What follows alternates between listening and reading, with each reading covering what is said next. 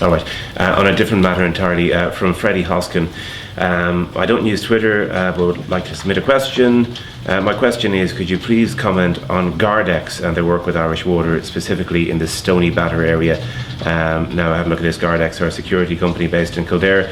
There was videos of them operating with recording equipment at the scene of water protests in the Stony Batter area. What's the situation with companies like that and Irish Water contractors? Well, I think I don't think it'll be a surprise to anyone that there have been court cases, and I think you've certainly followed them. Yeah, there is tomorrow. And as part of that, evidence has to be presented. And as I understand it, contractors are using security firms to assist gathering evidence in relation to that. And that's simply all that it is. It's not that there's security provided on site per se. It is that there's additional resources on site gathering evidence for perhaps the purposes of prosecutions.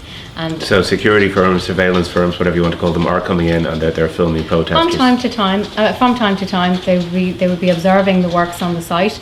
And they would be gathering evidence if that is required. If there is, if there's violence, or unfortunately there's been some very, very difficult incidents, particularly for the contractors. So it's appropriate that evidence is gathered if there's to be any kind of prosecution. So that's the purpose of that.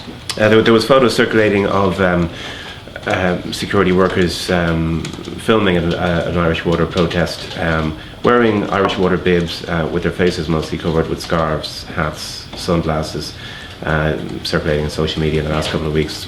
Well, I think wearing an Irish Water bib and being somebody from Irish Water, I would suggest, are not the same thing. But I mean, you couldn't say definitively that an Irish Water contractor wouldn't be hiring someone working for a security firm. Well, it's certainly not something that would be acceptable for us, but I think equally you'd have to accept that wearing an Irish Water bib does not make you somebody from Irish Water.